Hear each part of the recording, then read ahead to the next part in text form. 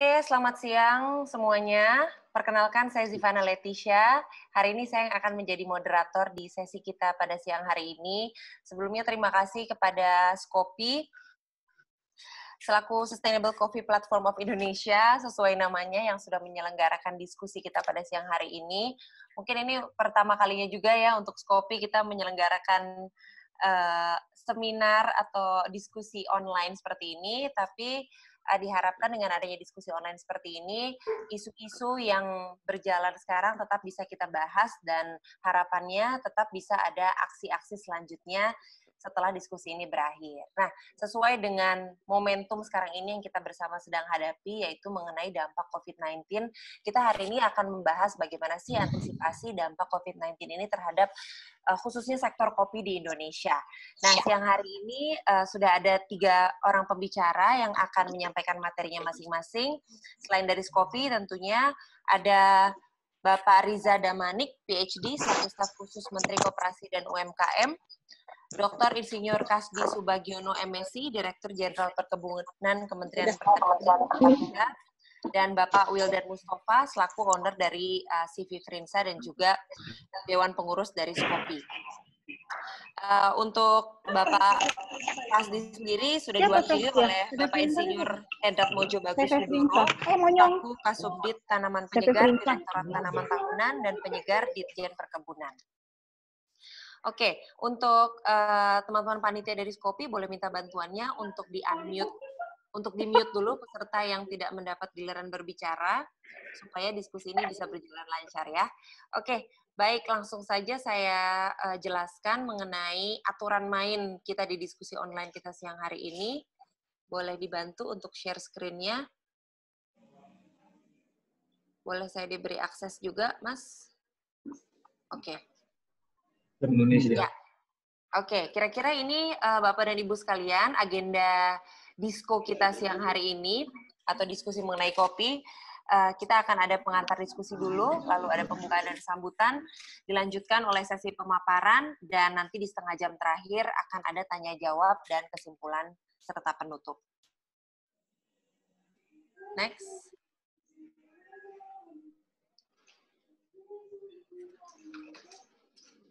Boleh screen-nya di halaman berikutnya.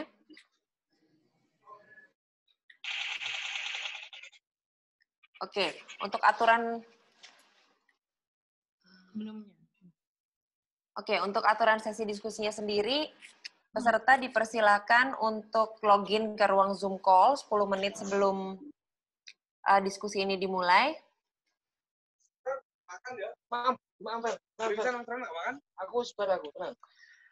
Narasumber diberikan waktu maksimal 6 menit untuk menyampaikan materi.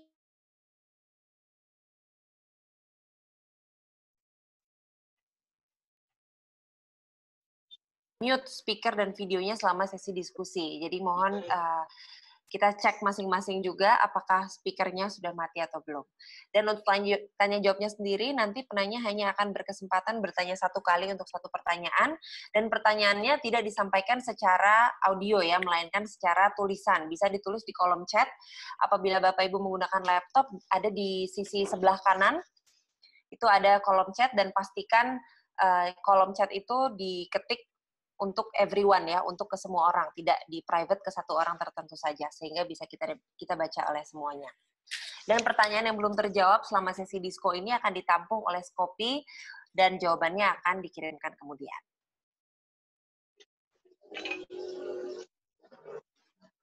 Oke, kira-kira itu untuk aturan sesi diskusi dan aturan sesi tanya-jawab. Untuk selanjutnya langsung saya persilakan kepada Paramita Mentari Kesuma dari Skopi untuk menyampaikan sambutannya dulu. Silakan.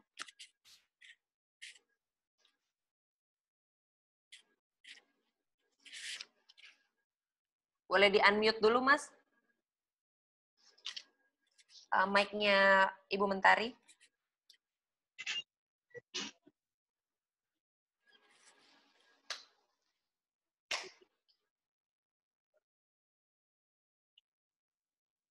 Oke, silakan.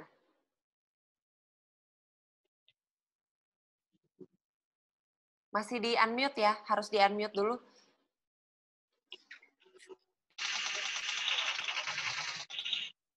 Halo? Ya, oke, Oke. silakan. Alhamdulillah, gangguan teknis. Assalamualaikum warahmatullahi wabarakatuh. Waalaikumsalam warahmatullahi wabarakatuh. Ya, selamat siang semuanya. Terima kasih bagi Bapak Ibu, rekan-rekan, anggota Mitra Kopi, dan peserta lainnya yang sudah bergabung dalam diskusi kopi kita siang ini. Ini adalah disko pertama kita secara virtual ya. Dan mungkin saya perlu menjelaskan sedikit, dan sebelumnya saya ingin menyapa dulu para pembicara kita yang sudah hadir.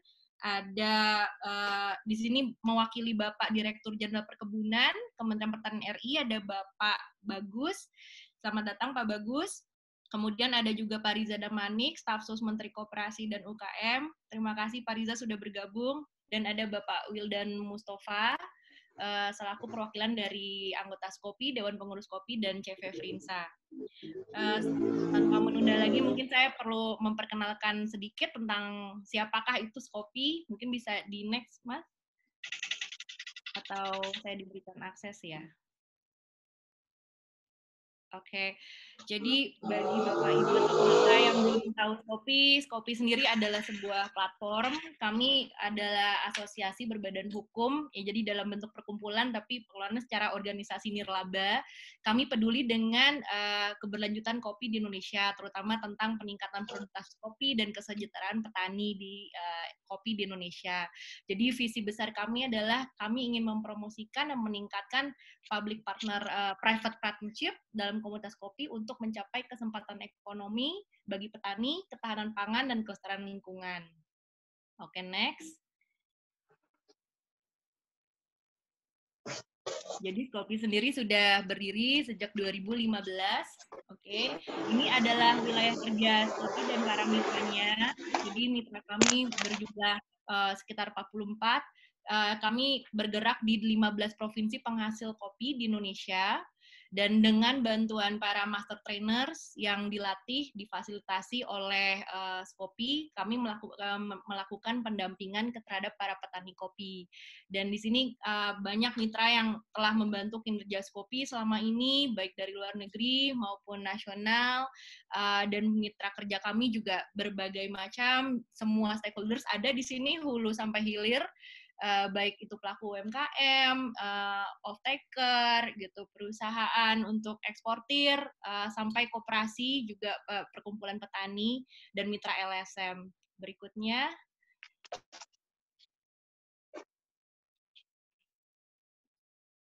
Oke, next. Nah, hingga Desember 2019, Kopi telah melatih sebanyak 190 master trainer, dan sekarang yang aktif sebanyak 186 di 15 provinsi Indonesia.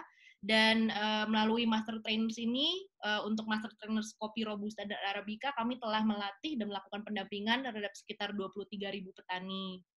Oke, dan sebagian besar banyak juga diantaranya perempuan. Dan disko kali ini adalah sedikit cuplikan saja. Ini diskusi kopi, jadi tujuannya kita mengadakan disko ini adalah untuk menjaring aspirasi para stakeholders. Jadi kami ingin lebih banyak mendengar, menampung apa saja sih aspirasi, masukan para pelaku di sektor perkopian gitu. Terutama untuk tema kali ini adalah tentang antisipasi dampak dari COVID-19 gitu. Karena ini masih awam dan asing juga bagi para pelakunya. Oke, next. Jadi bisa dibantu, Mas? Mohon maaf.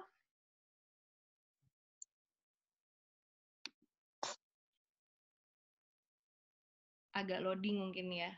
Oke, jadi pada akhir Maret lalu kami telah mengadakan sedikit survei, menjangkau siapapun yang bisa kami jangkau melalui survei Monkey ya, karena situasinya waktu itu masih awal-awal tak menentu.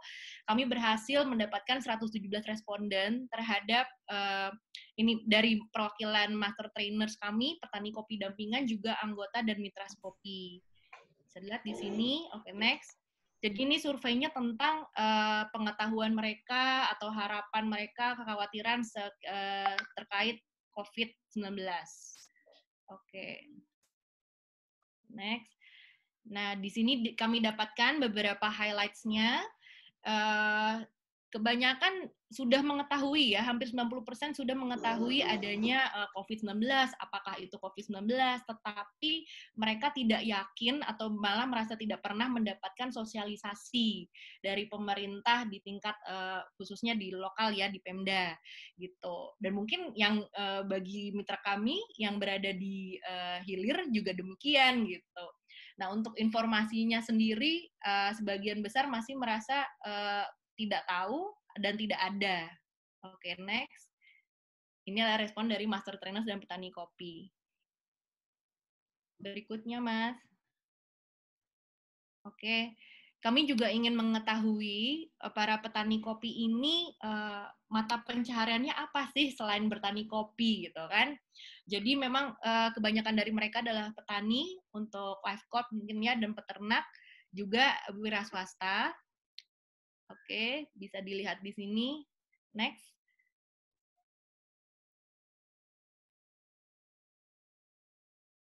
Mohon dibantu. Nah, lalu kami juga menanyakan agar kami mengetahui jenis bantuan apakah yang diharapkan seandainya ada bantuan dari berbagai pihak. Yang sebagian besar adalah alat kesehatan, permodalan tentunya, bahkan juga termasuk sosialisasi tentang COVID-19 itu sendiri dan penyemprotan disinfektan gitu. Jadi bukan serta-merta stabilisasi harga kopi ya. Oke, next.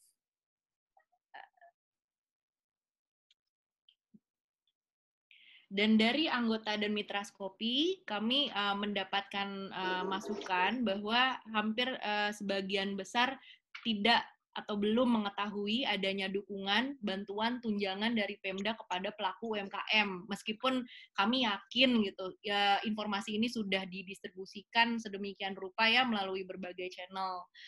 Kemudian sebagian besar juga 90% belum mengetahui adanya arahan Presiden kepada Pempus maupun Pemda untuk memperbanyak program padat karya tunai bagi petani, nelayan, buruh, dan pekerja harian. Oke, selanjutnya.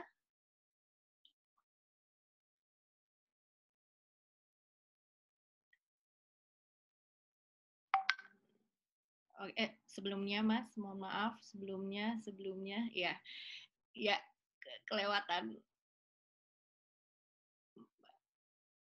Mohon. Oke, ini hanya sedikit potret dari sedemikian banyak aspirasi yang kami tampung, itu banyak sekali. Tapi ini kami coba tampilkan yang esensinya ya, gitu, untuk memberikan kita gambaran dan menjadi pengantar diskusi kita kali ini. Jadi ini ada Bapak Endang Sutiono, MT Skopi dari Pagar Alam, Sumatera Selatan. Beliau mengatakan selama pandemi kegiatan kebun masih normal, menerapkan himbauan menjaga kebersihan, yang basic ya seperti mencuci tangan. Nah, panen sendiri sudah ada di bulan Mei. Nanti mungkin kita bisa mendengar lebih banyak dari narasumber yang lain, kapan panen itu dan apa permasalahannya. Nah, jika pandemi ini terus berlanjut, mereka berharap pemerintah akan memberikan bantuan berupa pemenuhan kebutuhan pangan sehari-hari. Jadi Master Trainer ini mewakili petani kopi juga ya. Oke, kemudian ada yang lain, Master Trainer yang juga memiliki kedai kopi, jadi pelaku UMKM. Dampak pandemi COVID ke penjualan mulai dirasakan sejak bulan Maret, jadi omset sudah turun sebanyak 90%. Nah, berarti ini kan akan terus bergulir. Saya terpaksa merumahkan beberapa karyawan dan sebagainya. Mungkin ini sebagai pengantar saja untuk diskusi dan tanya jawab kita nantinya.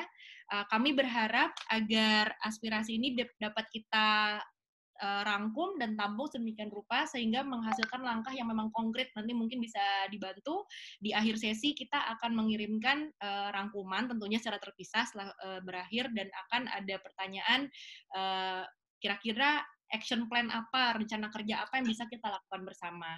Oke, mungkin itu saja, sekian dari saya, dan saya ingin memberikan ini kesempatan kepada Bapak Irfan Helmi. Tadi Bapak Irfan Helmi selaku Ketua Dewan Pengurus kita.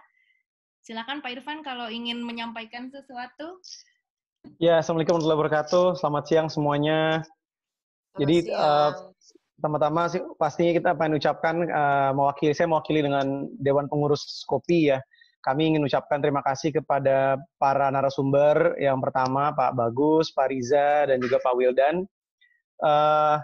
Harapan kami dari board dengan adanya Zoom sekarang, ya diskusi sekarang, itu justru mempermudah Shopee untuk menangkap betul-betul apa yang sebetulnya harus dilakukan oleh Shopee selaku platform gitu. Jadi terima kasih banyak juga kepada semua Bapak Ibu yang telah bergabung ke dalam Zoom ini, karena tanpa masukan dari Ibu Bapak semua, pastinya ketajaman action dari Shopee dan bersama dengan teman-teman semua stakeholder yang ada di Shopee tidak akan bisa optimal gitu. Jadi mungkin itu saja yang saya ingin sampaikan mewakili Dewan Pengurus. Terima kasih juga kepada sekretariat ya yang sudah menyiapkan ini gitu.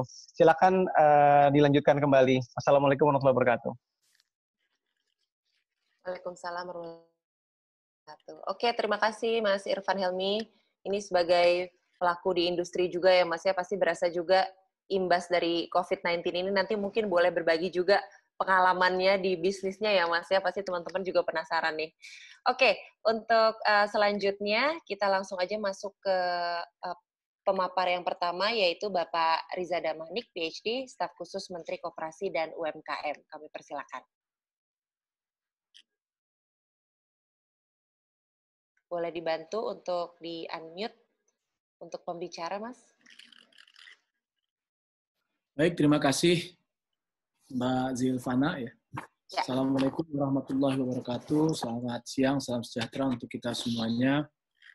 Pak Irfan, Ibu Paramita, Pak Bagus, ya, Pak Wildan, dan Bapak Ibu sekalian, terima kasih atas fasilitasi diskusi ini. Saya kira ini memang yang kami tengah lakukan saat ini untuk membuka seluas-luasnya komunikasi dengan para pihak, ya, termasuk dalam hal ini adalah pegiat kopi, baik di hulu maupun di hilir, dengan harapan respon pemerintah itu bisa tepat dengan, tidak hanya cepat, tapi juga tepat begitu.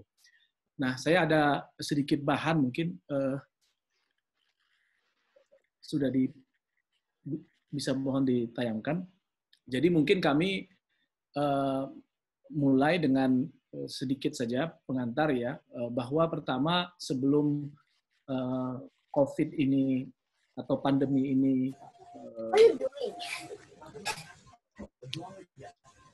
masuk ke wilayah kita, ya, posisi dari UMKM itu sangat strategis sekali.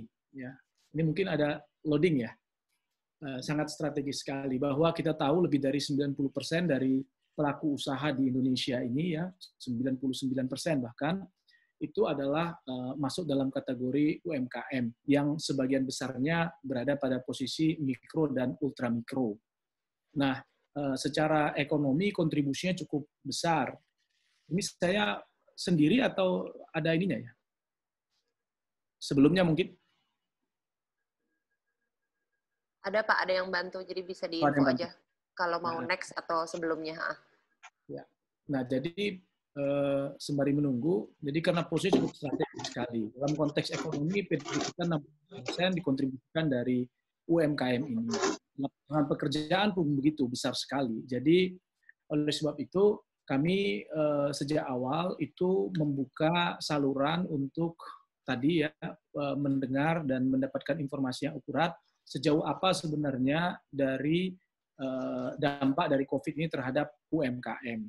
Nah, kalau kita lihat di dalam data ini temuan sementara ya dari yang data yang masuk ke kita, tentu akan terus akan sangat dinamis dan terus kita buka salurannya. Sebagian besar itu 56% penjualannya turun. Lalu yang kedua itu ada isu-isu permodalan. Tadi saya dengar juga dari laporannya Mbak Paramita ya, juga sama, itu kaitannya dengan permodalan, ini menjadi isu yang krusial. Lalu juga ada distribusinya terhambat. Lalu yang berikutnya sulit mendapatkan bahan baku, dan yang terakhir adalah itu terkait dengan bahan baku yang sulit diakses. Nah, dalam situasi yang semacam inilah kami ingin menyampaikan bahwa kebijakan mitigasi COVID untuk UMKM ini kita ingin menyasar dalam satu ekosistem, yaitu dengan pendekatan dukungannya itu terhadap produksinya, kemudahan pembiayaan, perluasan pasar, dan penguatan daya beli masyarakat, dan tentu bagi usaha mikro dan ultramikro yang tidak mungkin lagi bisa, seandainya mereka tidak bisa lagi berusaha, tentu perlu ada intervensi dalam bentuk bantuan sosial begitu. Next slide.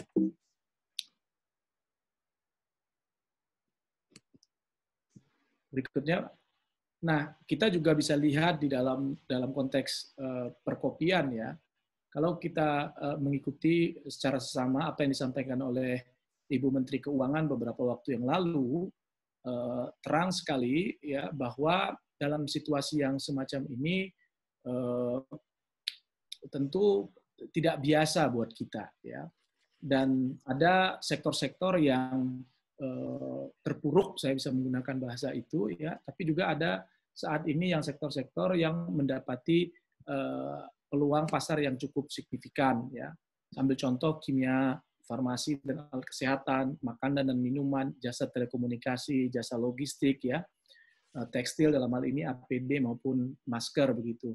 Tapi di saat yang sama kita tahu ya, tadi juga sudah disampaikan oleh Mbak Paramita bahwa sektor pariwisata dalam hal ini perhotelan, restoran, termasuk jalannya kedai kopi dan tempat hiburan, transportasi dan sektor keuangan ini mengalami ketergangguan yang cukup serius. Saya baca laporan dari HIPMI mengatakan sekitar waktu di awal waktu itu ya itu 30% sudah turun. Nah, kondisi terakhir saya belum mendapatkan informasinya.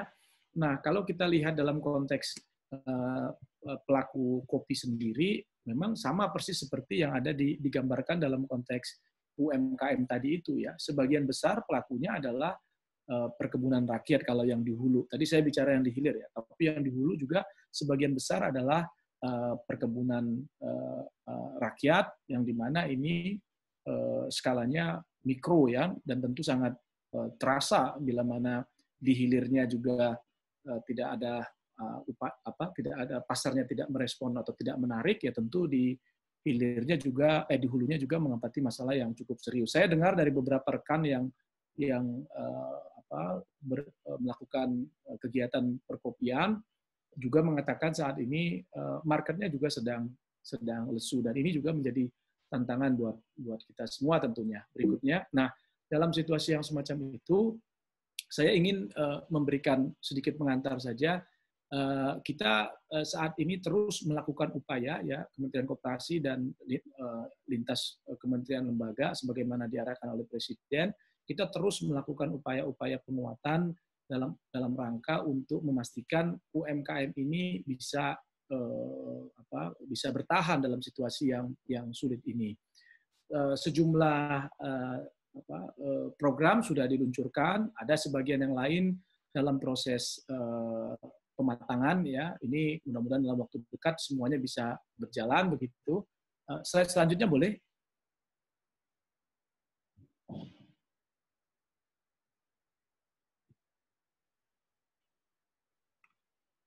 Nah, ada slide terakhir saya ya. Nah, ada tadi saya menyampaikan ekosistemnya begitu ya. Jadi ada sejumlah dukungan yang kita lakukan, yang sedang kita develop saat ini ya. Pertama itu tentu terkait dengan pembiayaan. Ini menjadi sangat penting sekali karena sebagian dari pelaku usaha kita ini ya, UMKM ini juga sebenarnya dalam proses atau tengah terikat dengan kredit ya. Nah, maka oleh sebab itu ada program relaksasi kredit usaha mikro dan ultramikro, lalu juga stimulus pinjaman baru mikro dan ultramikro ya.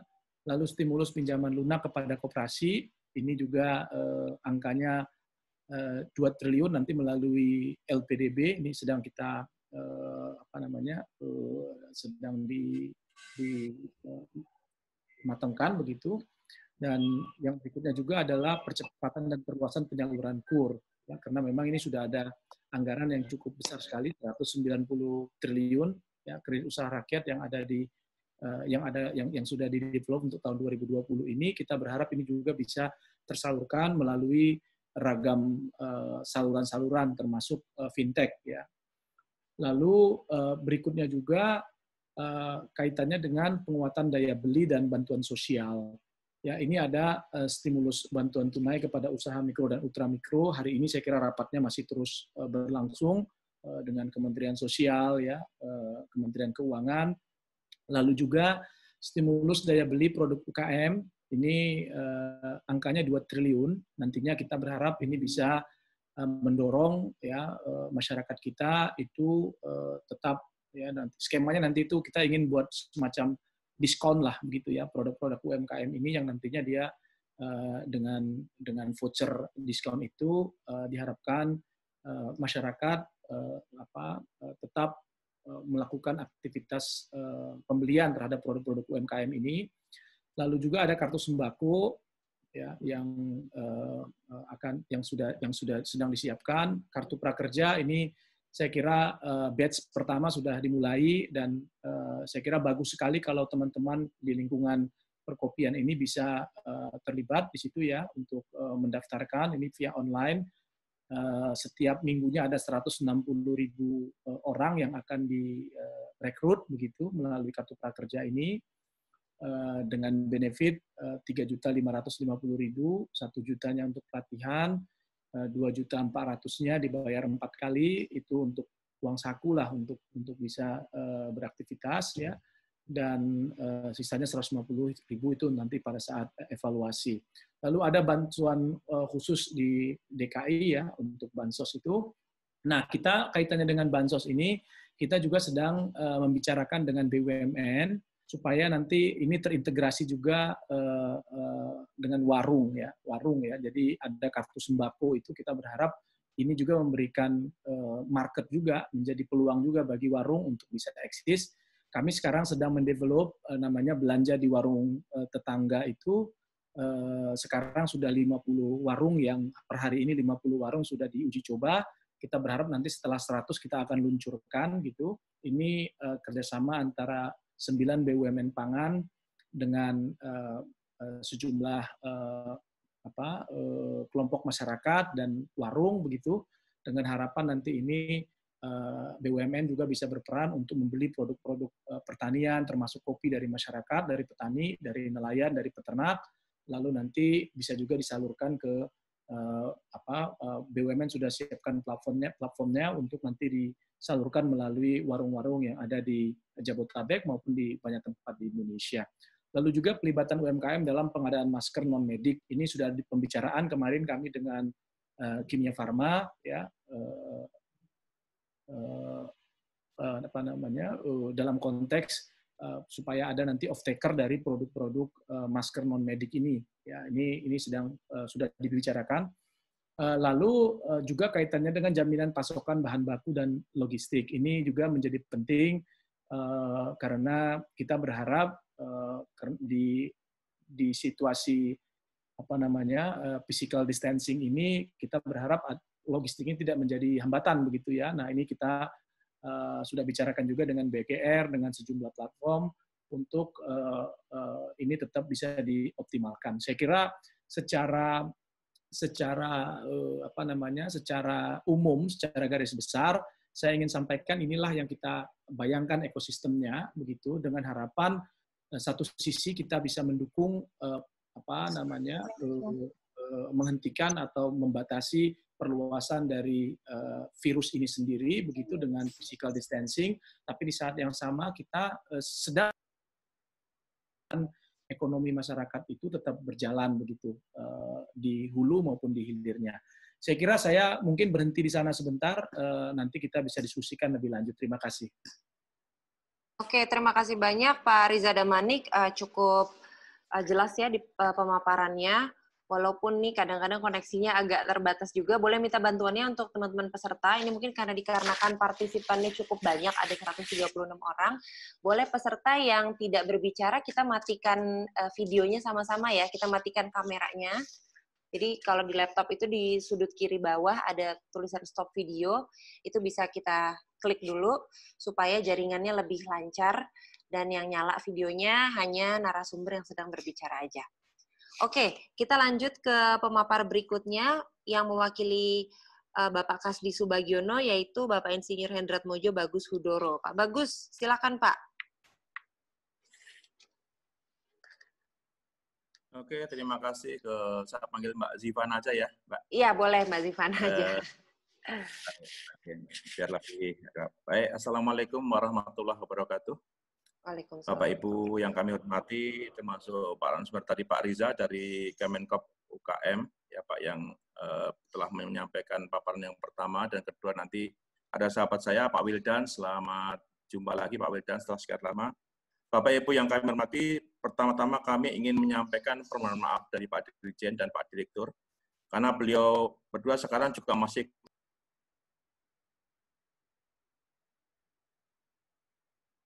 Pak Dirjen sedang rapat dengan DPR juga terkait dengan alokasi anggaran untuk penanggulangan COVID juga.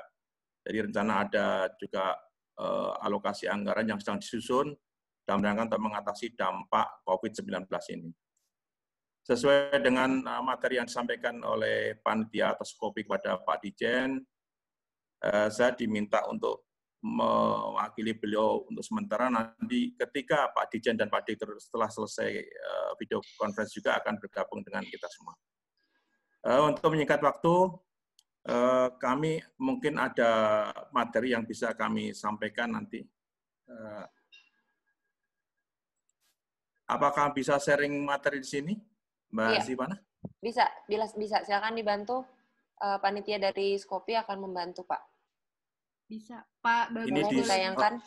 Ya, Pak Bagus boleh tolong ya. kirim ke kami atau Bapak izin berbicara Pak. Sudah saya berikan akses remote control, jadi bisa langsung di share screen saja Pak pada menu Zoom call-nya Pak. Ini? Bapak lakukan share screen sudah? Ini host disable partisipan screen sharing? Oh, berarti boleh, Pak. Disable oleh host? Saya buat mic co-host ya Pak. Izin Pak. Sudah Pak? Ya, boleh. Bisa langsung di share screen Pak. Oke.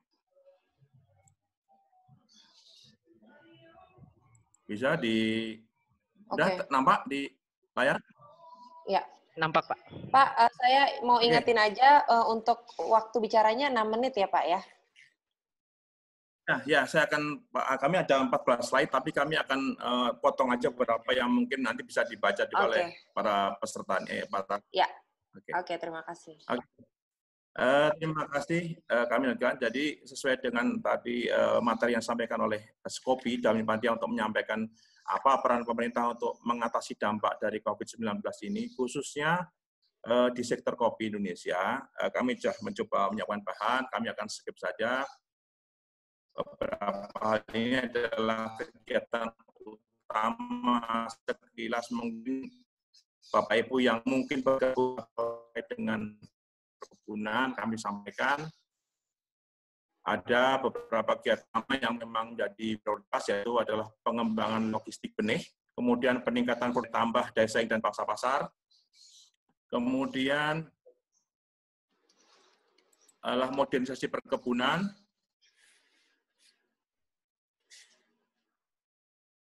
optimasi jejaring dengan kapasitas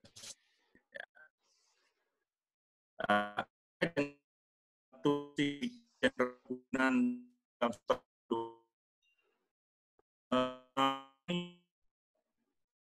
ada telah menggunakan program ya Bapak Ibu jadi karena fokus dulu target yang harus dicapai oleh Dirjen Perkebunan karena telah ditetapkan oleh Pak Menteri untuk peningkatan 3 kali ekspor.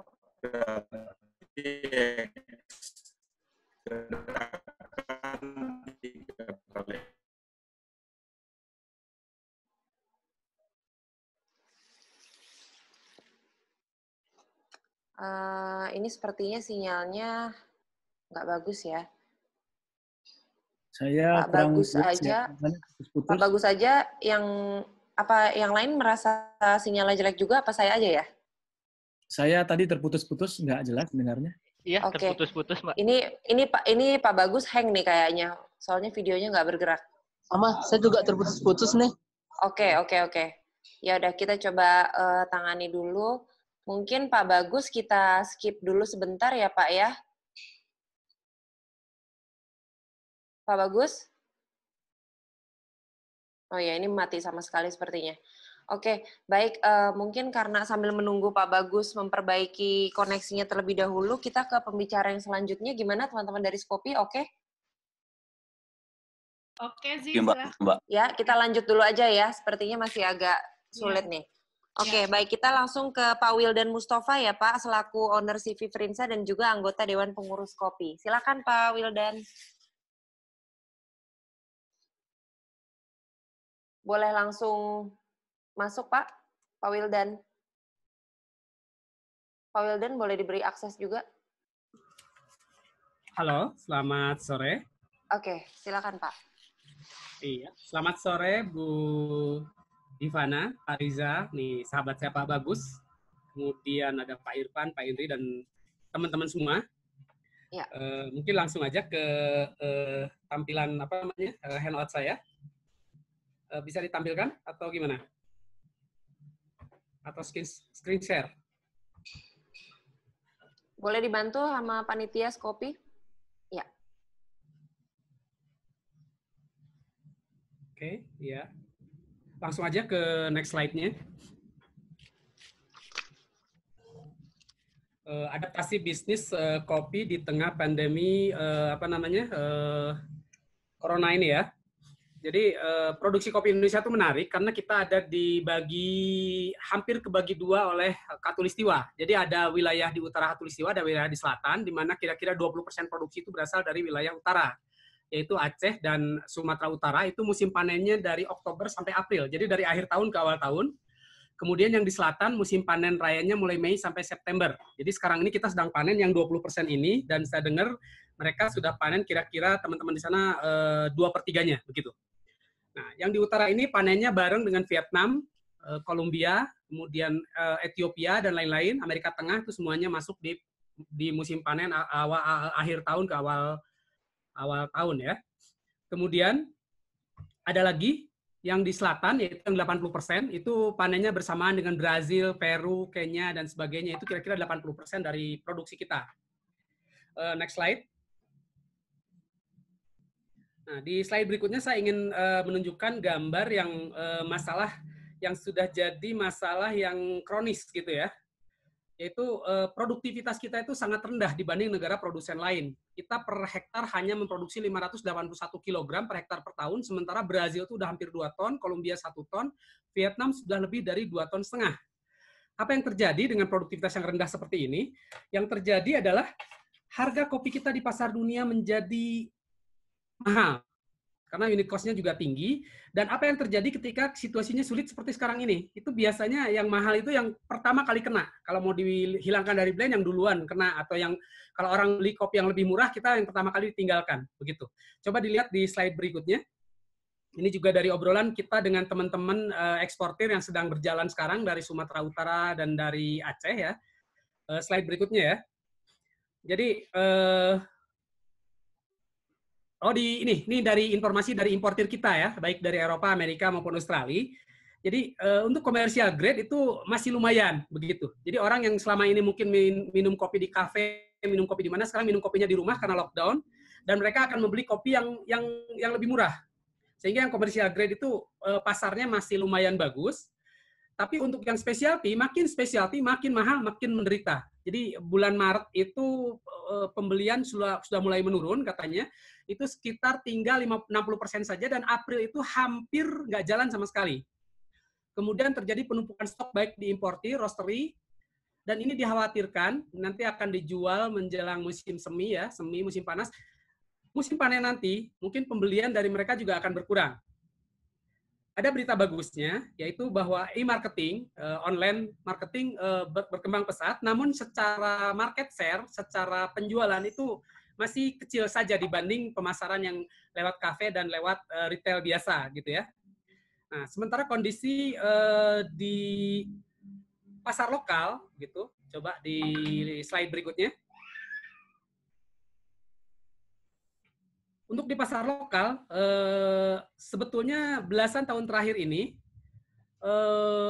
sangat menggembirakan, di mana pertumbuhan kafe dan roastery di Indonesia ini, slide berikutnya ya, bertumbuh dengan cepat begitu. Namun beberapa tahun terakhir ada kendala juga, yaitu tingginya impor kopi. Semakin lama semakin banyak, dan ini mungkin diperparah dengan rendahnya impor teks kita. Ini data saya ambil dari International Coffee Organization, di mana untuk Indonesia, untuk green coffee, roasted bean maupun soluble, itu impornya hanya 5%. Sementara negara lain, Brazil misalnya, yang produsen kopi paling besar, mereka untuk green dan roasted sama-sama 10%, dan untuk soluble 16%. Untuk Vietnam, eksportir terbesar kopi Robusta, di mana soluble itu lebih banyak diproduksi di Robusta, mereka melindungi industri dalam negerinya dengan pajak 40-60%. Roasted 30%, dan green bean-nya 15-20%. Negara Kolombia yang industrinya tidak terlalu berkembang, untuk green bean 10-15%, roasted 15%, dan soluble 15%. Dan India itu yang paling tinggi, green bean 100%, roasted 100%, dan soluble-nya 30%. Nah, kalau kita lihat di sini, konsumsi per kapita per tahunnya kita sudah 0,83. Jadi, sudah mendekati 1 kg per kapita per tahun, di mana penduduk kita 260 juta, berarti 260 ribu ton konsumsi kopi. Itu kira-kira sama dengan setengah dari produksi total kita, begitu. Itu pasar yang sangat ngiler lah orang-orang di luar untuk melihat pasar kita, begitu. Terus, next slide ya. Nah, di sini kondisi bulan-bulan terakhir di lapangan, saya dengar dari teman-teman di Sumatera Utara dan di Aceh, untuk Arabica itu mulai bulan Maret sudah mulai sepi. Pemasaran sudah mulai sepi. Dan di bulan April, itu pembelian sudah sepi sekali. Untuk eksportir juga bulan April sedikit sekali yang masih jalan.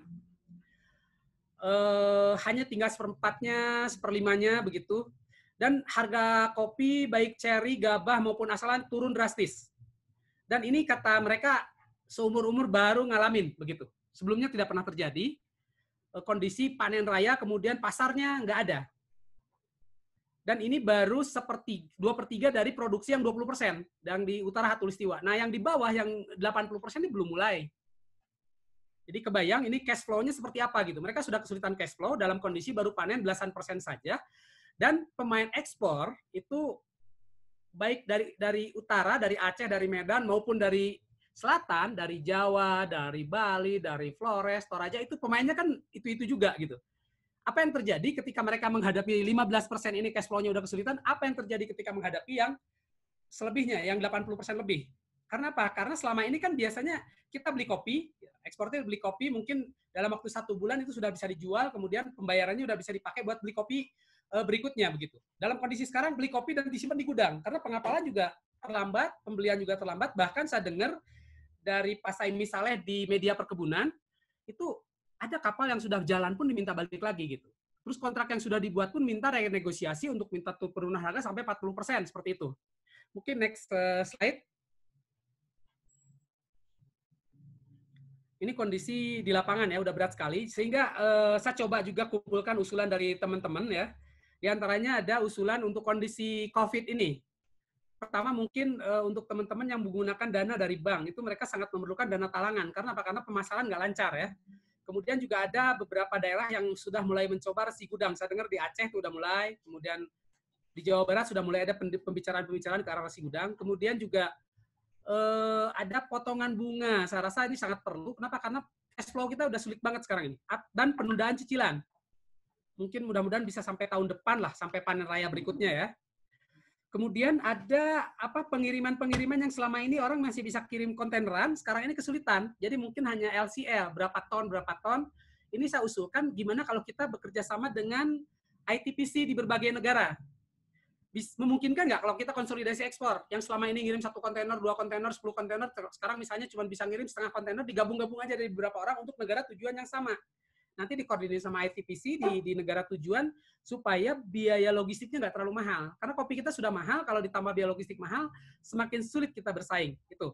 Kemudian tadi juga dari paparan Pak Riza ya di bantuan-bantuan sosial, ada baiknya kalau dimasukkan juga kopi dalam bantuan tersebut. Jadi ada mungkin orang kan seneng ya makan nasi, makan mie, makan sarden, kornet kayak gitu, dan ada juga kopi. Kita perlu juga kopi supaya orang juga bahagia gitu loh. Terkunci di rumah tapi masih bisa ngopi begitu. Kemudian untuk yang kondisi kronis, yang produktivitas kita rendah, ini juga berat. Kenapa? Karena dengan produksi yang rendah, biaya produksi tinggi, harga kita menjadi terlalu tinggi, tapi nggak bisa turun. Karena petani juga nggak dapat apa-apa kalau harganya turun. Begitu. Petani juga rugi. Jadi gimana supaya digalakan lagi replanting seperti Kolombia saat ini, Kolombia 10 tahun terakhir, untuk diferensiasi. Kita tanam kopi-kopi dengan produktivitas tinggi, supaya harganya bisa bersaing, dan kita tanam juga di daerah yang lain yang produksinya nggak bisa tinggi dengan kopi-kopi yang kualitasnya sangat tinggi, kayak Panama misalnya gitu. Kalau kita bisa punya kopi sekelas Geisha misalnya, wah luar biasa itu. Jadi benchmark, dan itu jadi pinnacle dari kopi Indonesia yang akan nanti membawa pasar, menarik kopi-kopi komersial kita menjadi lebih bagus lagi pasarnya begitu. Kemudian petani kalau ngandelin dari kopi saja, ini kalau harga jatuh kayak begini mau makan apa dia?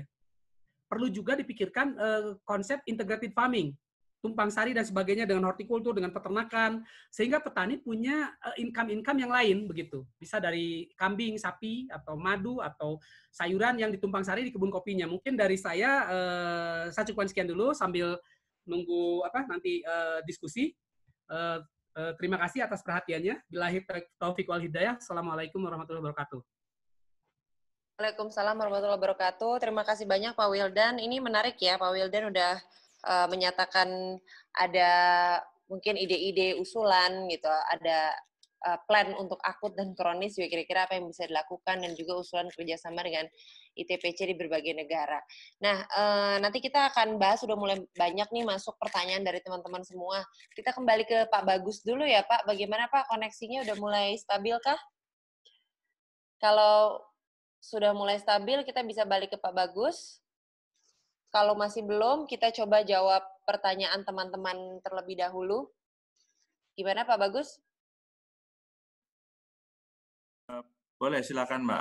Mohon maaf tadi agak sinyal terputus. Mungkin ada 1-2 state yang ingin kami sampaikan di forum ini untuk menyikat waktu, karena juga momen dah lewat. Jadi dalam rangka untuk mengatasi dampak COVID-19 ini, kami sedang menyusun rancangan anggaran untuk padat karya. Ya. Kami melalui dengan bantuan nanti untuk bantuan saprodi ke sentra kopi, dan juga melalui bantuan untuk padat karyanya dalam bentuk HOK. Ya. Kami sedang menyusun, mudah-mudahan ini sekarang sedang dibahas dengan Pak Dirjen dan DPR. Mudah-mudahan bisa disetujui, itu nanti akan minimal bisa mengurangi dampak ekonomi, terutama sentra-sentra produksi kopi yang kebetulan itu berada di daerah-daerah yang memang remote ya. Mungkin selama ini yang biasa bekerja di kota besar seperti Jakarta dan sekitarnya yang sekarang terdampak dengan COVID-19, ada yang sebagian sudah terlanjur pulang kampung, mereka juga tidak ada kerjaan, sekarang kita akan coba dorong dengan bantuan pemerintah melalui padat karya ini. Ada sekitar 60 miliar yang sudah kita susun dalam rangka menyiapkan khusus dampak kopi ini. Sementara itu dulu Mbak Zivana, kalau nanti ada diskusi bisa kita respon untuk pertanyaan dari para peserta yang bergabung pada hari ini. Terima kasih Mbak. Oke Pak Bagus, jadi untuk sampai saat ini tahapannya sedang menyusun RUU ya Pak ya. Kira-kira dari angka yang 60 miliar tadi Bapak sebutkan, udah ada gambaran kah paling tidak sedikit banyak buat kami semua di sini akan disalurkannya seperti apa Pak? Ya, terima kasih. Jadi yang kami sampaikan tadi, ini kami rencana akan memberikan bantuan, rancangan kami ini 4 juta per hektar untuk bantuan sarana produksi dalam bentuk pupuk, kemudian mungkin pengendali hama OPT, kemudian sarana produksi lain, apakah alat pertanian kecil, itu dari sisi bahan yang bisa diberikan. Nah, untuk bantuan upah kerja, kami juga menyiapkan usulan 4 juta per hektar juga. Itu kegiatan untuk tahun ini adalah perluasan permajaan, fokus kami, maka nanti contoh untuk land clearing, kemudian untuk penanaman, membuka lubang, kemudian juga nanti untuk pemangkasan, pemupukan, itu kami sediakan rancang usulan sekitar 4 juta per hektar. Dari kegiatan ini memang kami memang ada penurunan target pengembangan. Sekarang ini tinggal sekitar 7.700 hektar yang bisa didanai melalui APBN. Mudah-mudahan ini tidak dilakukan penghematan lagi karena kita tahu sekarang sedang fokus dalam pengendalian COVID melalui aspek kesehatan. Jadi mungkin itu yang yang kontribusi yang sedang diupayakan oleh Dijenpun untuk mengatasi dampak akibat COVID-19 ini, Mbak Sibana. Oke, terima kasih banyak Pak Bagus. 4 juta per hektar ya, dan sampai saat ini hanya bisa didanai 7.700 hektar. Sampai saat ini yang didanai APBN ya, Pak ya. Oke, kita kembali lagi. Sekitar 60 miliar. Iya, 60 miliar. Oke. Kapan Pak kira-kira rancangan undang-undangnya bisa go public ini? Jadi gini, ini kan kami sedang proses bahasan dengan salah satu syaratnya adalah bahasan dengan anggota dewan, karena ini dari aspek budgeting ya, Mbak Zivana. Yang mudah-mudahan segera sebelum ini berlama-lama nanti bisa disetujui dan bisa dieksekusi untuk proses revisi dari anggaran Dijen Perkebunan. Oke, terima kasih Pak Bagus informasinya. Kita langsung ke pertanyaan aja ya, karena ini udah lumayan banyak pertanyaan yang masuk. Coba kita balik dulu ke grup chat. Oke, ini ada dari Sadikin Nugraha. Berhubungan dengan perbedaan harga pasar kopi internasional harga di petani. Para narasumber bisa lihat pertanyaannya juga, Pak. Ada di grup chat dari Sadikin Nugraha. Harga kopi petani kopi Aceh ini menurun drastis, sedangkan jenis Arabica menurut ICO meningkat signifikan mulai awal Maret. Bagaimana perbedaan harga yang besar ini bisa terjadi di masa COVID? Kira-kira apa solusi yang diberikan oleh pemerintah daerah dan juga koperasi untuk membantu petani? Ini lebih fokus ke petani ya. Gimana Pak? Mungkin Pak Riza, Pak Bagus, atau Pak Wildan bisa bantu jawab? Baik, Mbak. Kaitannya dengan, saya mungkin jawab dalam konteks koperasi ya. Yang jelas saat ini kita tengah menyiapkan skema pembiayaan dalam mendukung koperasi yang khususnya sektor real ya dan simpan pinjam. Nah, saya mungkin perlu dapat informasi yang lebih lengkap ya bila mana koperasi yang dimaksud kegiatan usaha yang dimaksud itu masuk dalam badan hukum koperasi atau tidak begitu, sehingga karena bila mana mereka dalam lingkup koperasi, tadi saya sampaikan bahwa sekarang sedang disiapkan dua hal. Satu tentu untuk membantu kemudahan bagi koperasi yang saat ini sedang terhambat pembiayaan. Nah, yang kedua adalah tentu bagaimana supaya ada stimulus atau dana atau pembiayaan baru yang dapat digunakan untuk memberdayakan anggotanya. Nah, kami kira bila mana ini kaitannya atau skema ini bisa dimanfaatkan oleh koperasi-koperasi kopi di Indonesia ya nantinya gitu. Oke, baik, terima kasih Pak jawabannya. Apakah sudah menjawab Mas yang penanya ini atas nama? Ya, saya Mbak, nama Sadikin. Tadi ya. Sadikin ya. Gimana Mas? Sudah terjawab? Mungkin dari sudut pandang koperasinya udah terjawab, tapi kalau misalnya dari sudut pandang pemerintah daerahnya sendiri apa ya dalam waktu untuk jangka pendek yang bisa dibantu oleh pemerintah? Karena saya lihat masyarakat atau petani sekarang ini khususnya di Aceh itu nggak tahu dan nggak bisa jual kemana produk mereka. Oke, baik, makasih Mas.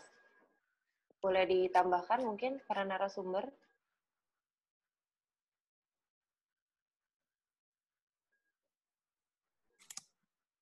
Mas, mungkin begini Pak Sadikin ya, nanti bisa dielaborasi dari narasumber yang lain. Tapi saya ingin menyampaikan begini, saya mendengar hal yang serupa juga terjadi di beberapa daerah ya. Tentu ini jadi isu yang cukup krusial. Itulah sebabnya tadi saya juga sampaikan di dalam slide terakhir saya bahwa kita juga ya di Kementerian Koperasi kita sedang mendorong upaya untuk menyambungkan kegiatan di hulu khususnya di sektor pertanian, perikanan, peternakan dengan perkebunan ini agar tersambung dengan harus ada kepastian terhadap pembelian produk-produknya, panennya gitu. Nah, saya belum bisa mendahului hasil akhir dari pembicaraan itu gitu, tapi prosesnya sedang dalam tahap perbincangan salah satu alternatif yang sedang dibicarakan adalah untuk mendorong atau untuk melibatkan BUMN kita di sektor pangan yang sekarang sudah berjalan atau sedang dalam tahap uji coba ya, yang tadi saya sampaikan, sebagai off-taker dari produk-produk pertanian tadi ya. Setahu saya saat ini yang sudah terdeteksi itu ada sekitar 140 komoditi yang kaitannya dengan pangan, yang dalam hal ini kebutuhan keseharian warga yang disanggupi oleh BUMN, nantinya 9 BUMN pangan kita untuk nantinya bisa dijual melalui warung-warung yang tadi saya sebutkan, gerakan belanja di warung tetangga itu. Begitu, sampai tahap ini saya baru bisa menyampaikan itu. Oke, baik. Makasih Pak Riza tambahannya. Ini kita masuk ke pertanyaan selanjutnya dari Ikhwan Susanto. Tadi Pak Riza mengatakan bahwa peran UMKM sangat besar dalam perekonomian kita. Tapi di RUU Cipta Kerja atau Omnibus Law kini malah mau membesarkan investasi skala besar. Bagaimana dampak bagi UMKM? Dan juga ada RUU Cipta Kerja yang mengebiri perizinan hutan bagi masyarakat maupun koperasi dan kelompok masyarakat. Padahal saat ini banyak petani hutan yang juga mengembangkan kopi sebagai hasil non-kayunya. Bagaimana tanggapannya, Bang Riza? Nah, tentu ini RUU ya, RUU yang sedang dalam tahap pembicaraan yang tentunya publik ya terus perlu sama-sama untuk mencermatinya ya supaya hasilnya nanti benar-benar bisa memenuhi ekspektasi kita. Tapi saya perlu sampaikan begini, paling tidak kami sebenarnya di dalam RUU Omnibus Law itu dari kami sendiri itu ada setidaknya 5 poin yang kami ingin jawab ya dalam kerangka untuk memperbesar dan semakin meneguhkan posisi strategis UMKM dalam ekonomi nasional kita. Yang pertama kaitannya dengan isu bahwa UMKM ini sulit untuk mendapatkan perizinan. Itu selalu menjadi isu yang disampaikan, mulai dari urusan sertifikat ini, sertifikat itu, dan seterusnya itu menjadi isu. Saya kira dalam diskusi disko pertama juga sempat disampaikan itu ya.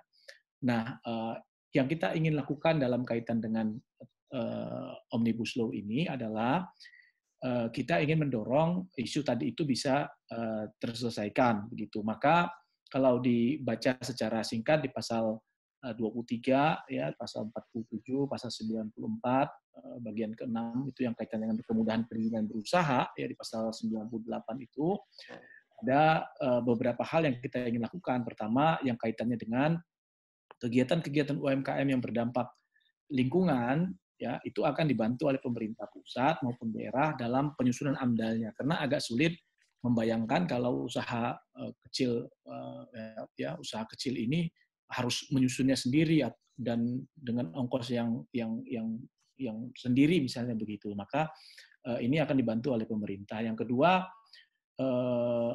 pemerintah pusat juga mengatur penataan dan pengembangan yang berkeadilan untuk kepastian berusaha, ya, hubungan kerja serta keberpihakan kepada koperasi dan UMKM, sehingga tidak lagi dibiarkan sendiri tuh UMKM-nya. Lalu kemudahan untuk mendapatkan nomor induk berusaha, izin edar, SNI, dan sertifikat jaminan produk halal. Ini yang kita formulasikan di dalam dokumen itu. Yang kedua adalah bahwa kaitannya dengan UMKM sulit mendapatkan kemitraan, atau ada mitra tapi sering mendapati mitra yang nakal mungkin dibiarkan dan seterusnya begitu. Nah, ini ada tanggung jawab negara ya untuk memastikan. Karena begini, kami mendengar dari teman-teman di UI mengatakan bahwa agak sulit UMKM itu bisa naik kelas kalau tidak bermitra. Gitu. Nah, persoalannya kalau dia bermitra tapi mitranya nggak baik juga itu jadi soal sendiri. Gitu. Maka pemerintah harus berperan untuk memastikan ada kemitraan dalam kerangka untuk memastikan UMKM naik kelas tadi ya.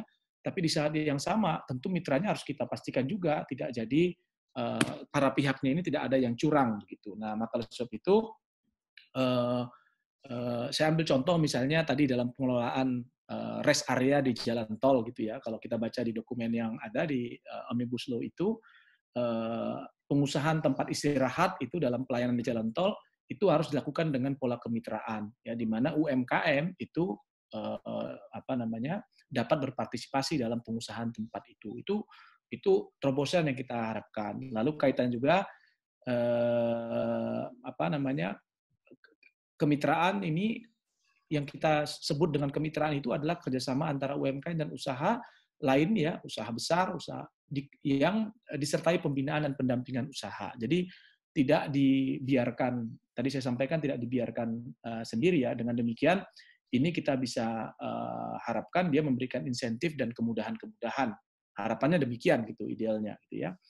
Nah, yang ketiga adalah ada isu juga UMKM sulit mendapatkan permodalan, pembiayaan. Ya, ini saya kira dalam banyak laporan yang ada, baik di dalam maupun di luar, peneliti-peneliti di luar, ya, survei-survei yang ada itu mengatakan isu yang paling krusial di antaranya adalah urusan permodalan. Nah, kita lakukan terobosan. Satu, tentu kaitannya dengan penyederhanaan administrasi perpajakan di dalam UMK.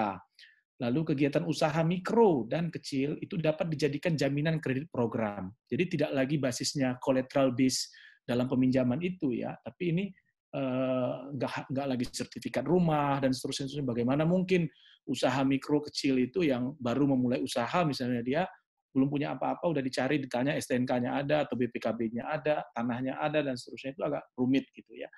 Nah, maka terobosan di dalam ini yang kita sedang dorong adalah ingin memastikan bahwa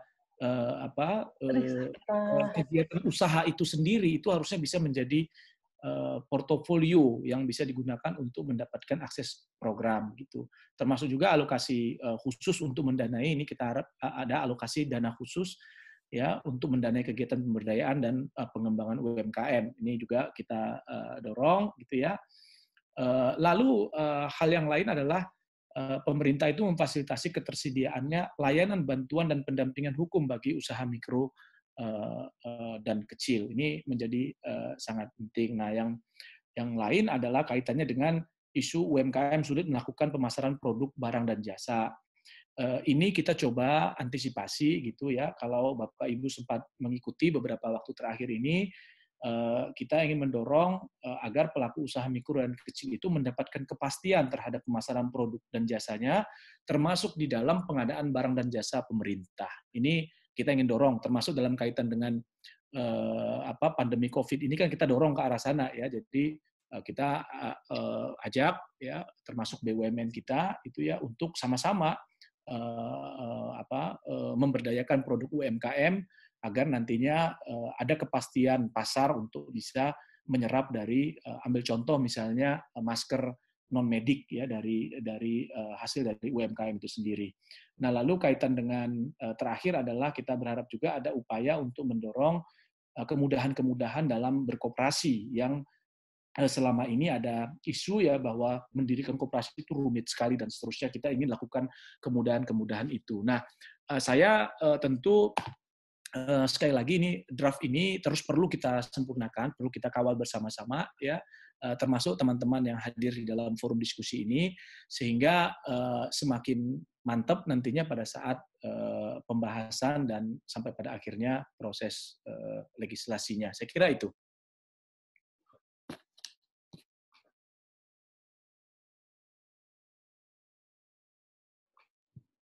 Terima kasih banyak Pak Riza. Jawabannya cukup detail, ya. Semoga bisa menjawab pertanyaan yang tadi ditanyakan oleh Mas Ikhwan. Dan ini selanjutnya ada penanya juga. Mungkin kita khususkan kepada kondisi COVID sekarang ini, ya. Ini dari Pak Ali Sungkowo. Kira-kira solusi apa yang diberikan untuk petani yang karena adanya COVID-19 ini beralih ke profesi petani kopi ke tanaman lain? Oke, beralih profesi tapi tetap beralih tanaman, ya, tidak lagi menjadi sebagai petani kopi. Gimana, Pak? Mungkin bisa saya jawab sebagian. Ya, Bu. Mbak, ya. Gimana? Ya, jadi. Oke, ini siapa yang lagi bicara? Mohon maaf. Wildan. Oke, Pak Wildan, silakan, Pak. Ya, Pak Wildan, silakan, Pak Wildan. Iya. Jadi yang kita lakukan di sini dengan mitra misalnya di Pangalengan dan juga dengan teman-teman dengan MTS Kopi baik Arabica maupun Robusta adalah tidak menghilangkan kopinya, tapi kita coba menambahkan, memberikan nilai tambah bagi kebun kopi kita gitu. Jadi kopinya ditanami alpukat, kopinya ditanami pisang, kopinya ditanami nangka, atau dikombinasikan dengan sayuran atau dengan madu dan sebagainya, sehingga ada side income gitu. Karena memang kopi kan pendapatan tahunan dan hanya dipanen kira-kira dalam 2 bulan. Jadi 2 bulan dia dapat penghasilan, 10 bulan dia mengeluarkan biaya begitu. Kita harus pikirkan apa yang dikerjakan selama 10 bulan gitu. Jadi bisa ada ternak, bisa ada madu, bisa ada buah-buahan, bisa ada sayuran dari kebun kopi kita. Di Vietnam juga mereka banyak menggunakan lada untuk naungan kopi misalnya. Atau kalau robusta mungkin bisa kelapa hibrida atau bisa kelapa kopiol atau apa, bisa buat naungan buat kopi robusta seperti itu. Jadi di-combine dengan tanaman yang lain tanpa harus membongkar tanaman kopinya begitu. Oke. Ini untuk pengalihannya sendiri apa ada pelatihannya khusus, Pak? Ada di kurikulum kita, kan ada di nasional kurikulum, ada bagian-bagian seperti itu, dan ada tim-timnya yang kita mendiskusikan teknisnya begitu. Oke. Jadi kurikulumnya Skopi ya. Oke. Jadi dari Skopi sendiri sudah ada ya, Pak, untuk kurikulumnya. Ya. Oke. Kalau untuk pertanyaan, ini yang dari Mariman. Petani dampingan kami dari Lampung. Dampak dari COVID-19 adalah hampir semua komoditi tumpang sari dengan kopi tidak bisa dijual. Hanya terjual sekitar 50% dari biasanya, sehingga sudah pasti pendapatan akan menurun. Untuk Lampung sendiri, panen kopi akan dimulai sekitar bulan Mei-Juni. Apa langkah pemerintah untuk hal ini? Yang notabene-nya kami ini jauh dari ibu kota. Oke, gimana Pak? Dari Lampung.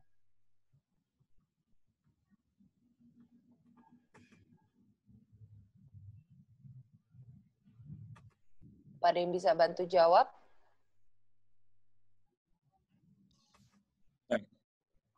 Baik.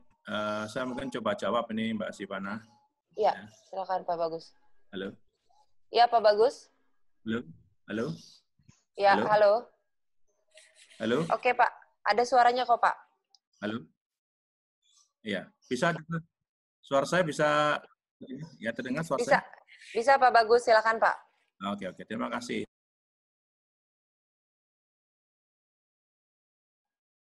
Oke, sepertinya Pak Bagus masih mengalami kendala audio ya. Oke, kita tahan dulu sebentar. Ini ada pertanyaan khusus ke Pak Riza Damanik. Pak, apa pemerintah juga memberikan relaksasi pajak kepada koperasi dan pajak PPH Kopi, khususnya koperasi yang melakukan ekspor? Silakan Pak Riza.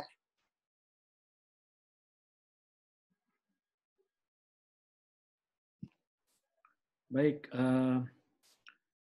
sebenarnya kalau nanti saya bisa kirimkan nanti ya Pak ya, nanti mungkin kalau ada nomornya bisa dicatat nomor saya 0818773515. Saya akan kirimkan dokumen lengkapnya yang kaitannya chapter untuk yang urusan pajak ini, tapi secara umum saya kasih gambaran aja untuk semua kita gitu ya, bahwa secara garis besar itu ada relaksasi pajak itu ada 4 item ya. Relaksasi pajak penghasilan pasal 21, lalu penghasilan pasal 22 ya. Lalu relaksasi pajak penghasilan pasal 25 dan relaksasi restitusi pajak pertambahan nilai PPN. Ada 19 sektor di sana. Nanti mungkin detailnya Bapak, Ibu sekalian yang ada di grup ini bisa lihat di situ nanti bagian mana yang bisa dimanfaatkan dalam kaitan dengan bidangnya masing-masing. Kalau ada yang kirim WhatsApp saya akan kirimkan dokumennya. Terima kasih. Oke ya, makasih Pak Riza. Mohon maaf, ada peserta yang masih nyala, speakernya boleh dibantu dimatikan ya, kita cek sama-sama speaker kita nyala atau enggak. Oke, ini diskusi kita sudah cukup panjang ya Pak, mengenai kondisi yang terjadi sekarang dan langkah-langkah apa saja yang sudah dilakukan dari berbagai macam sektor dan area. Kalau kira-kiranya ini ada pertanyaan juga, setelah ini gitu mengenai kondisi COVID-19 dan kondisi industri kopi dengan kapasitas produksi yang memang masih kurang. Kira-kira apa yang bisa dilakukan Pak oleh Skopi dan juga para stakeholders terkait? Mungkin Pak Wildan bisa mulai jawab dulu.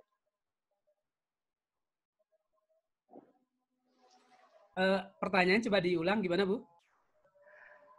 Dengan ada diskusi ini, Pak, kira-kira dari Skopi sendiri dan juga para stakeholders terkait dengan Pak Riza dan juga Pak Bagus, kira-kira apa yang bisa dirumuskan bersama gitu? Mungkin tadi kan banyak jawaban-jawaban yang memang seperti tadi Pak Bagus bilang juga sedang menyusun RUU Padat Karya dan juga masih banyak kebijakan-kebijakan yang sifatnya masih dalam tahap diskusi begitu. Nah, untuk diskusi yang paling terkecil aja yang kita sedang lakukan sekarang ini, kira-kira dari Skopi, dari Kementerian Pertanian, dan juga dari Kementerian Koperasi UMKM, kira-kira adakah yang bisa dikerjasamakan, Pak, untuk bisa melakukan sebuah aksi langsung menghadapi efek dari COVID-19 ini kepada para petani kopi? Ya, mungkin begini, karena ini pasar ini kan sebenarnya pelambatan ya, jadi melambat semua dari transportasi, penjualan dan sebagainya, sehingga yang yang paling menderita adalah dari sisi finansial. Jadi mungkin ada baiknya kita pertimbangkan juga yang padat karya, bantuan-bantuan sosial seperti itu adalah untuk mengerjakan proyek-proyek masyarakat di pedesaan, di sekitar kebun, misalnya irigasi, drainase, penanaman segala macam yang bisa membantu nanti. Ini kan pelakunya juga akan para petani kopinya sendiri kan begitu.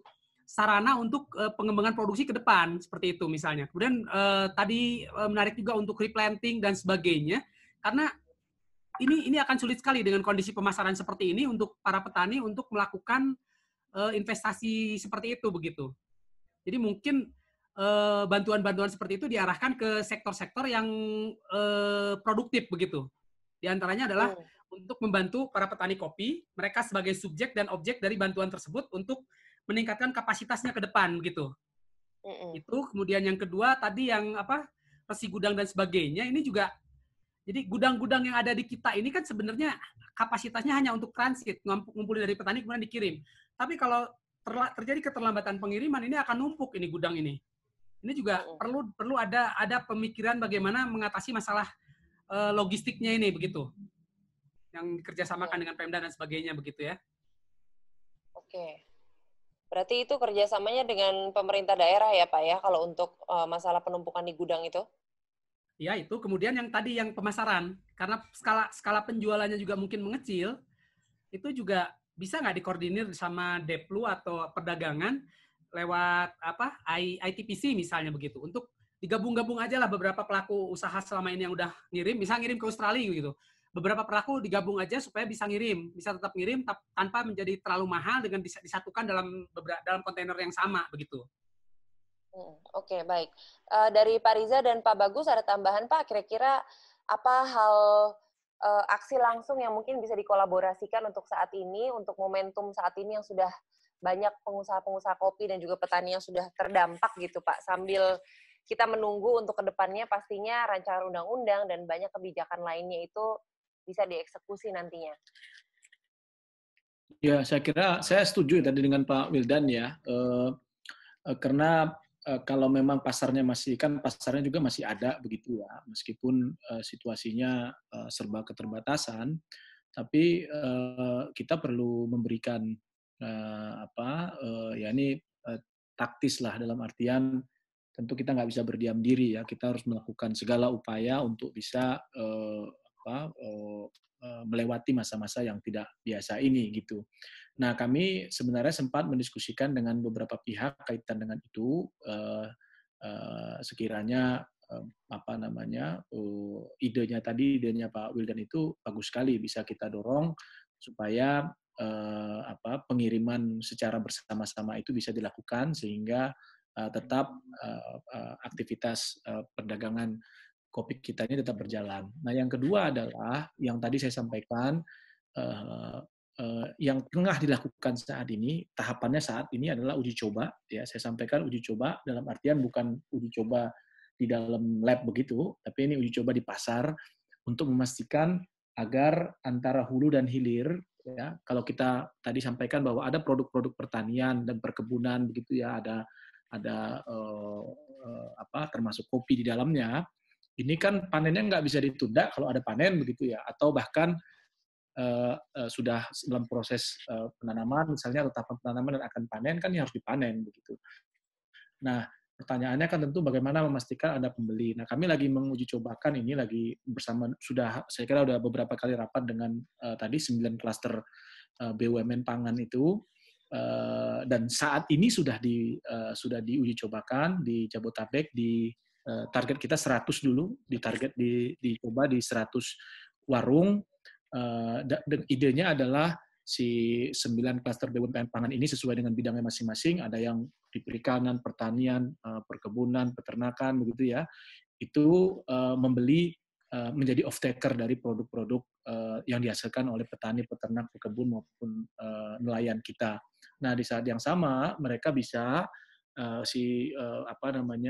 tersambung dengan warung. Ya kan di Indonesia itu ada sekitar 3.500 warung katanya ya.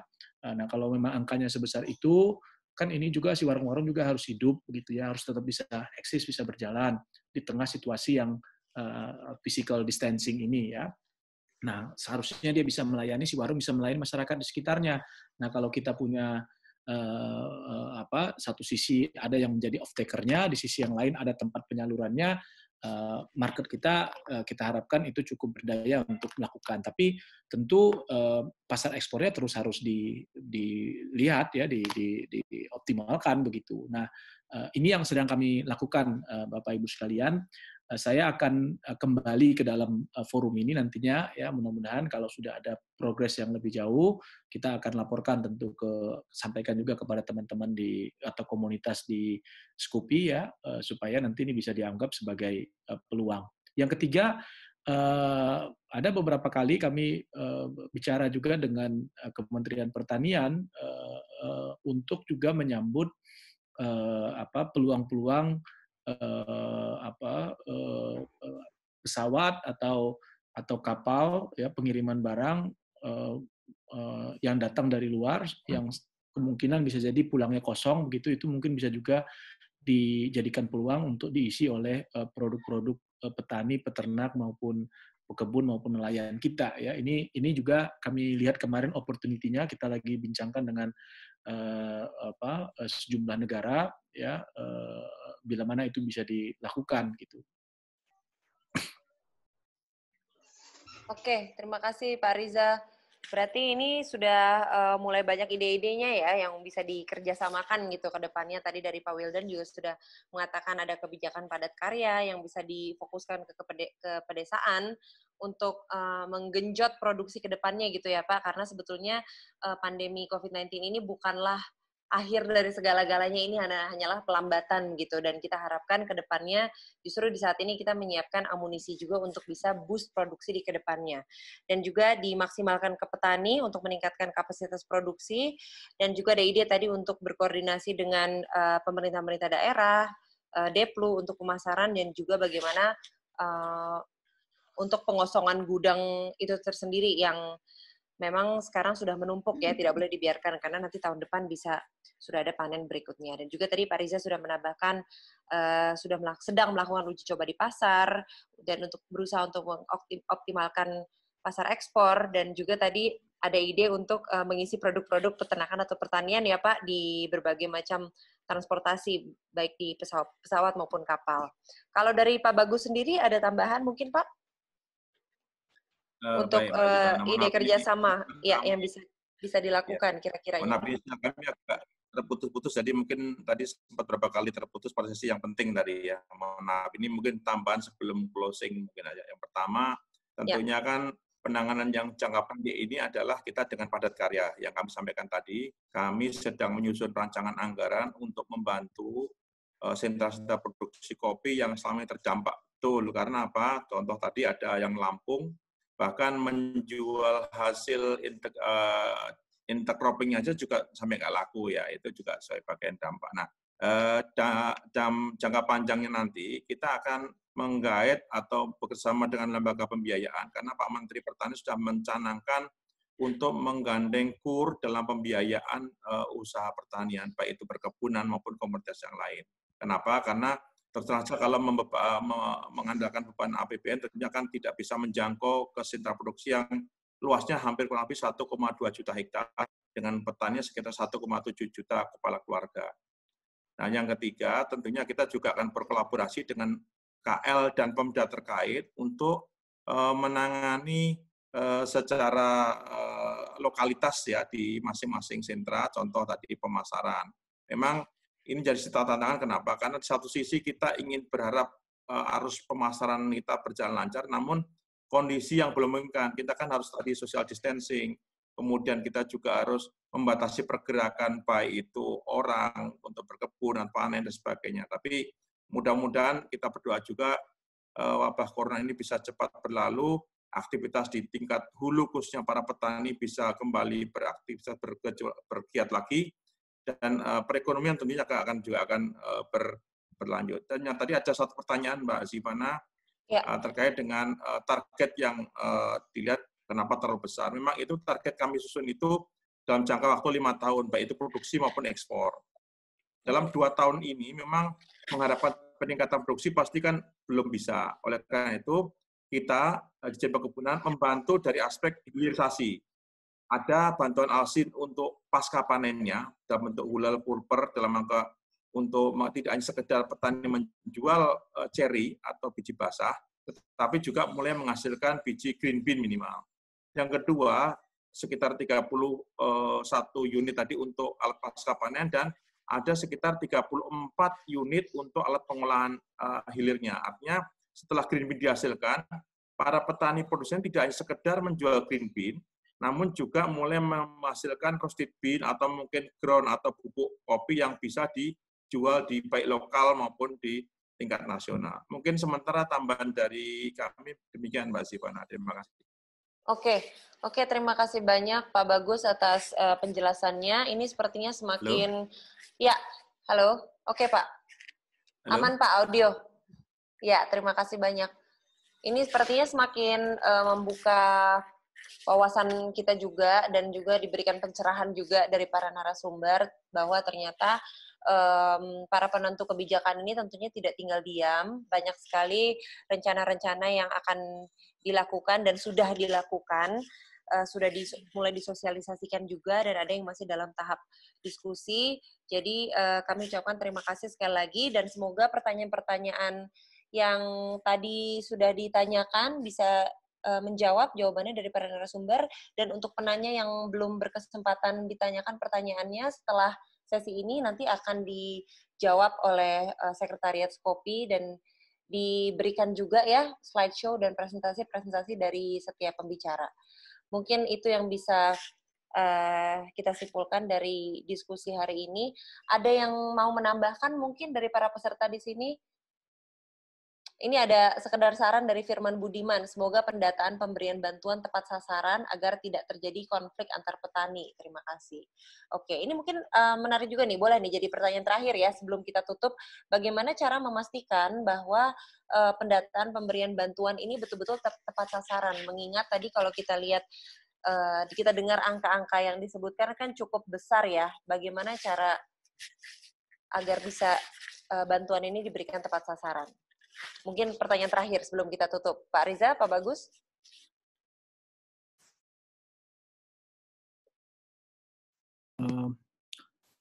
Tentu yang pertama kita koordinasi terus ya dengan lintas kementerian, itu terus dilakukan. Saya kira yang tentu yang kaitannya dengan bantuan sosial itu dengan Kementerian Sosial terus kita lakukan ya. Hari ini pun kami sedang rapat membahas itu supaya jangan terjadi duplikasi dari penerima manfaat gitu. Nah, yang baik, syukur alhamdulillah sekarang kan kita semua basisnya sekarang ada NIK ya. Jadi lebih mudah untuk bisa memastikan. Nah, yang concern saya sebenarnya kita yang hadir di sini kan ada 100 sekian orang begitu. Banyak sekali inisiatif-inisiatif atau program yang disampaikan oleh pemerintah tadi. Itu harusnya bisa diakses oleh masyarakat. Tapi lagi-lagi mungkin karena Indonesia ini terlalu luas, ya perlu partisipasi kita juga untuk menyampaikan kepada lingkungan kita untuk berpartisipasi. Saya ambil contoh yang kartu prakerja tadi ya, saya ambil contoh itu kan targetnya 5,6 juta penerima dan setiap minggu ada 160.000 orang direkrut dalam program itu.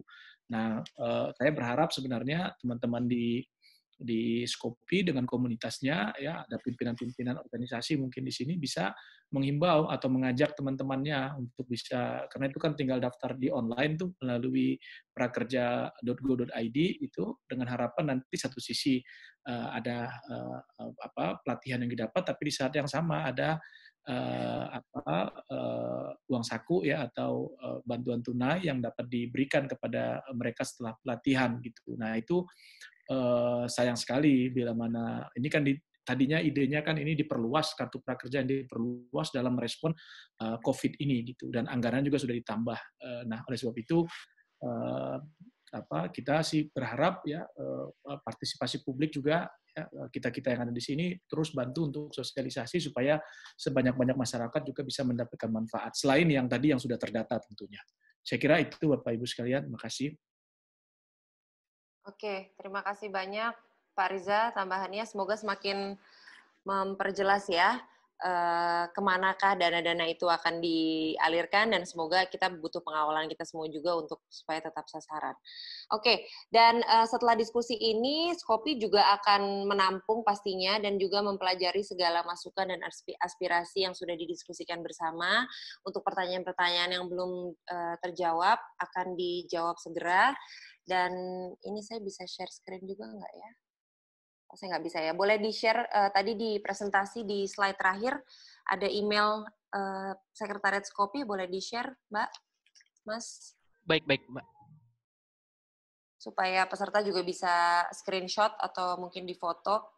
Kalau misalnya ada usulan tambahan, aspirasi, masukan, dan pertanyaan bisa langsung dialihkan ke situ. Oke, ini dia. Bisa tulis ke email ini dan juga sosial media dari Skopi sendiri. Dengan demikian, diskusi mengenai antisipasi dampak COVID-19 terhadap sektor dan industri kopi di Indonesia ini saya tutup. Terima kasih banyak kepada seluruh narasumber, kepada Skopi, dan juga untuk seluruh peserta yang sudah meluangkan waktunya untuk hadir di diskusi ini. Diskusi ini sudah direkam. Nanti bisa diminta juga ke Sekretariat Skopi. Saya Zivana Leticia, pamit undur diri. Terima kasih semuanya. Assalamualaikum warahmatullahi wabarakatuh. Assalamualaikum warahmatullahi wabarakatuh. Terima kasih semuanya. Terima kasih semua atas partisipasi dan masukannya. Terima kasih semuanya. Terima kasih Pak Irfan. Selamat Sama-sama. Terima kasih. Terima kasih Pak Riza, Pak Bagus.